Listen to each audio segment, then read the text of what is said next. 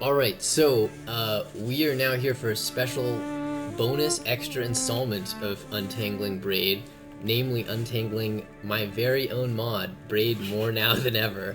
I'm also here with my lovely wife is joining our studio audience and has just noticed the fact that there's a giant princess looming over the city representing the atom bomb fallout that is like raining over Manhattan. I mean, yeah, like her veil looks like one of those creepy, like Yeah. dead person Yeah. veils. Yeah. So I guess appropriate.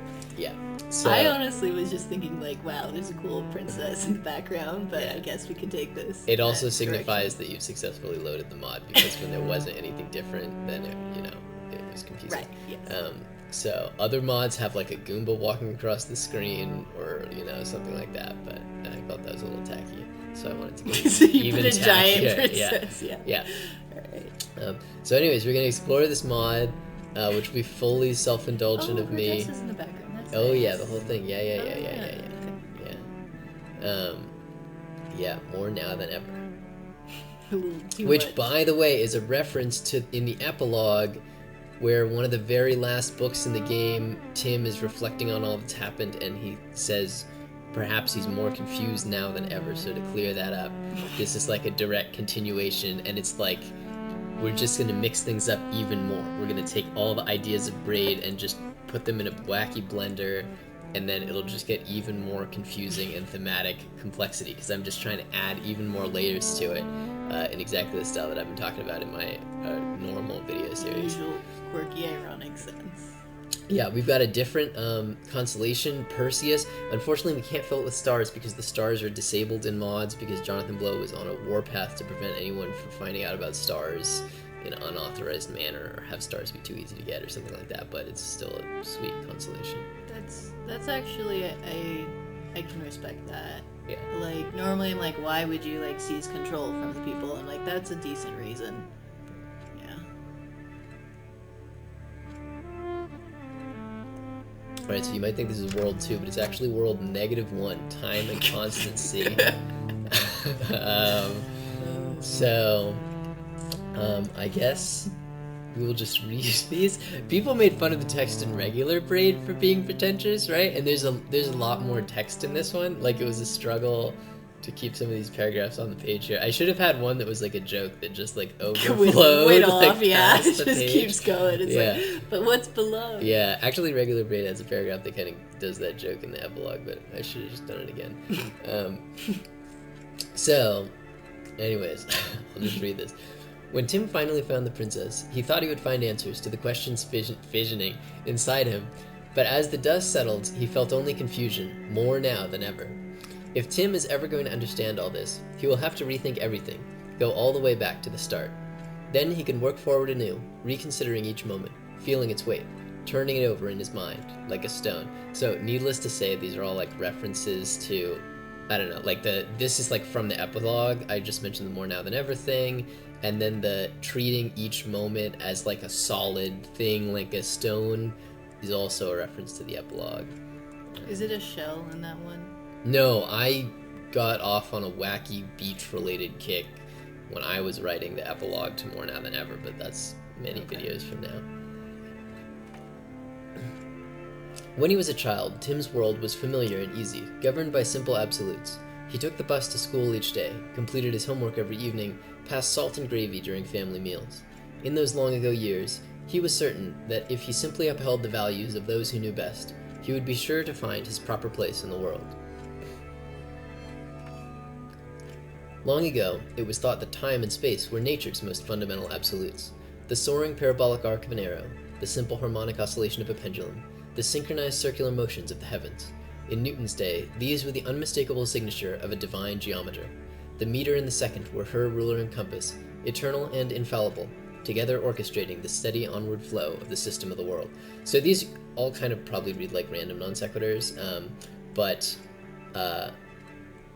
I am trying to, like in ordinary Braid, these were all about the mechanic of the world. So in this world, it's all about, can you rewind in the clouds? Yeah, it was all about your ability to rewind and the game was like, here's like this sci-fi concept of a relationship where people are constantly rewinding their mistakes, and then also here's the real life analogy metaphor to that of like, just what if people were perfectly good at forgiveness and could truly forgive others' trespasses, and what would that society be like?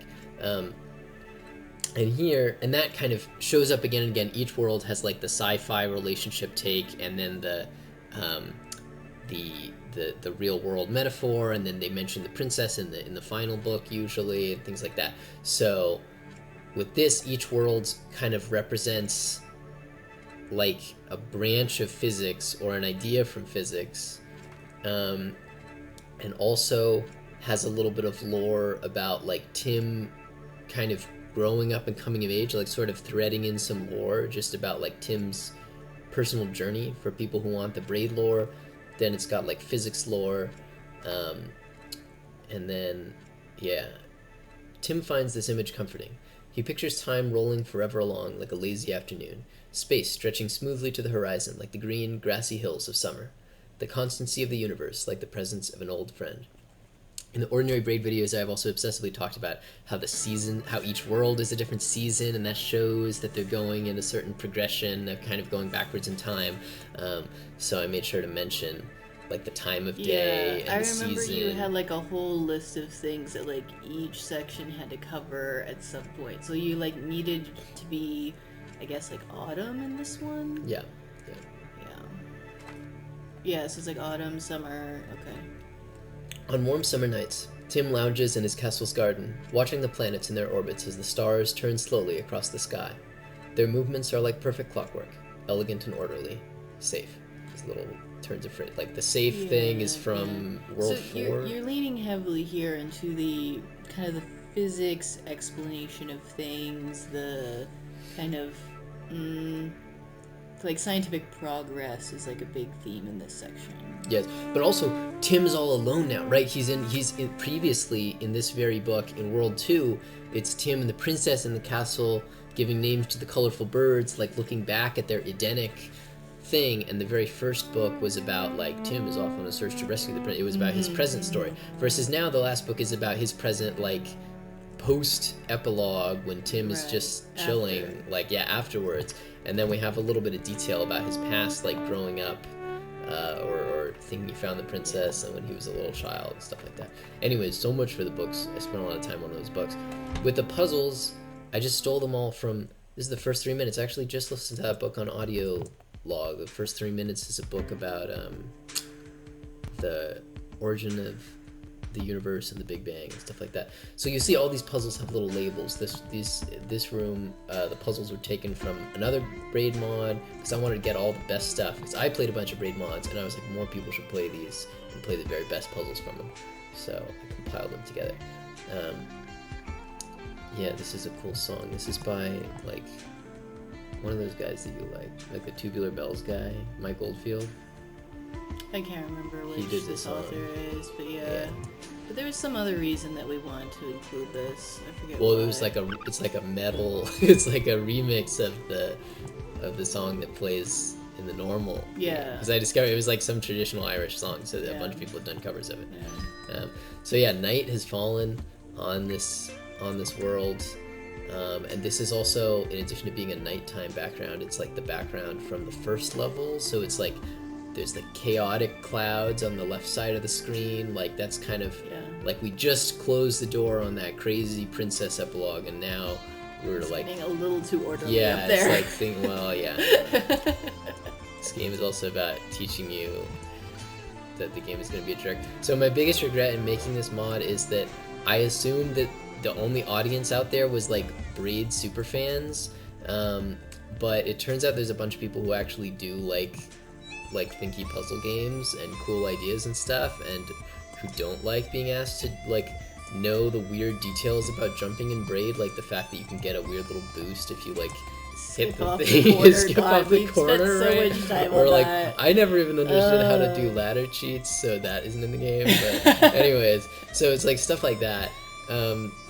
So people are like, Jackson, this game is way too hard, and I was like, yeah, I tried to make it like easier than the other mods, but I still kind of assumed it was gonna be a bunch of like you assumed everyone would fanatics. like already know that kind of thing, even though you like were not trying to emphasize it. You were just like, well, really they'll already know. Wow. There we go. This is the crucial. You get the bunny jump in midair. No. Well, it's not. Yeah, it's not green, so you're okay. That's fine.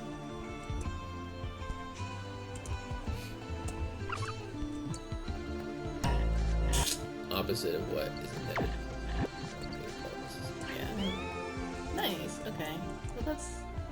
I was expecting you to be required to jump on it. One thing that I really loved about NotGreat's puzzles, which was an inspiration for the whole framing of the game, is that they weren't just random puzzles. A lot of the mods were like, they would just kind of just make cool new puzzles, but NotGreat very cleverly took the form of the existing ones, and then like it's like this cannon has fallen a little bit, and so now the cloud is like shooting at hyper speed, you know, down sideways, and found clever ways to like put new ideas into the puzzles, even though it was the same old format.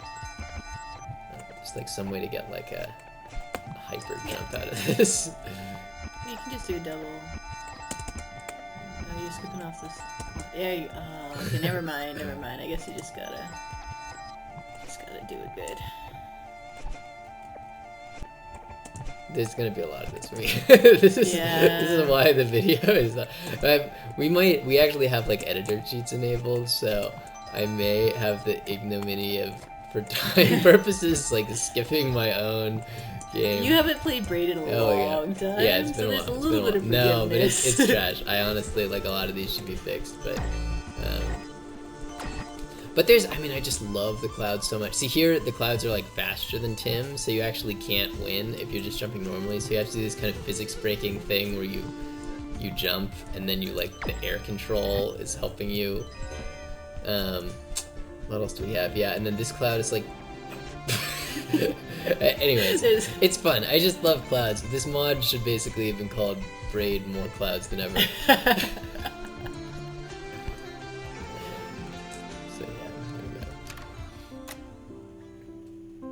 Oh, and another thing is a lot of the stars have now become like actual puzzles. So like you actually have to ride that across, and where the star is in regular Braid, then there's just a puzzle piece. That's horrible. Yeah. I like it's like nighttime now. Yeah, there's like a moon and stuff. Anyways. So to get that top one, do you have to like? Maybe you have to get the Goomba across? How does that happen? I don't know how you get that. There's a French speedrunner who actually has a video of him completing all the puzzles. This isn't a puzzle walkthrough. So this one is, I mean, I don't know. I think I love the bunnies, so I just think the bunnies are always funny. So if you just go through and kill all these Goombas the normal way, then there's a good chance that there's like just a horde of bunnies that will sit on you, and there's so many of them that you can't trick them to get out. Yeah, so this is like an irreversible like fail state just due to bunnies. Which is slightly funny because it's irreversible by like regular world standards. Not green standards. Yeah, none of this. So instead, the trick, to the extent that you can't just like get all the bunnies, is that if you hop around anywhere over there, then you'll wake them up, but if you hop here, then it's fine. So you just have to kill this guy, make a special effort to not jump, and then go through. Note also this whole area's been recolored. It's like dawn now, because it was night earlier. Alright, now we're safely up there. We can have our revenge.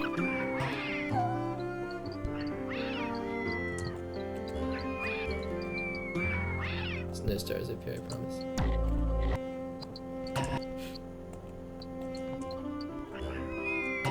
I like how the little bunnies are I think this is also the concept of little bunnies is also something that the mods invented. Oh my god. Just.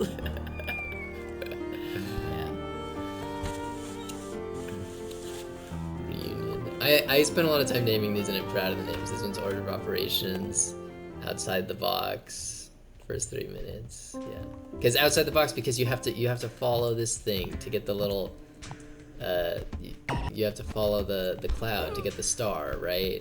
And then you're also outside the box because you're using this dumbass painting mechanic as like part of the way to get up there.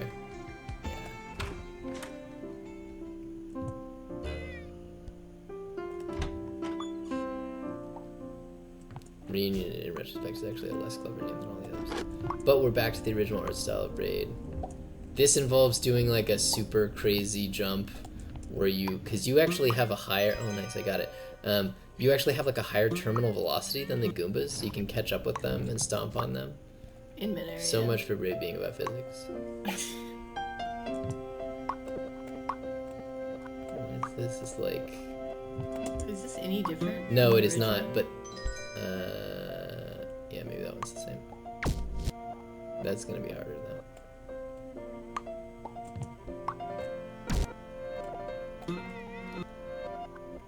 So this is like you gotta... Wait. Well, yeah, you gotta use him to hop over, so it's gotta be like a few... half a second.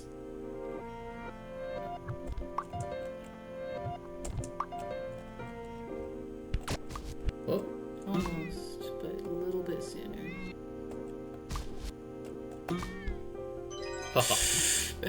Okay, let's jump in the fire. Let's see if we can make it out. Oh. Nice. Sure. Oh yes, and then you have to jump also to get the ladder. Right. Okay. How did you know that guy was coming? I made this game. In regular Braid, they give you all these niches, but they don't even make you dodge one Goomba per niche. Oh, okay, nice. Yeah, I was never good at, like, dropping from the ladders mid-climb. Yes. Wow, okay. Nice. I tried to cover this with as much additional, like, bougainvillea or whatever. Additional vines. Like it's overgrown, like it's been a long time. Oh, I didn't notice that.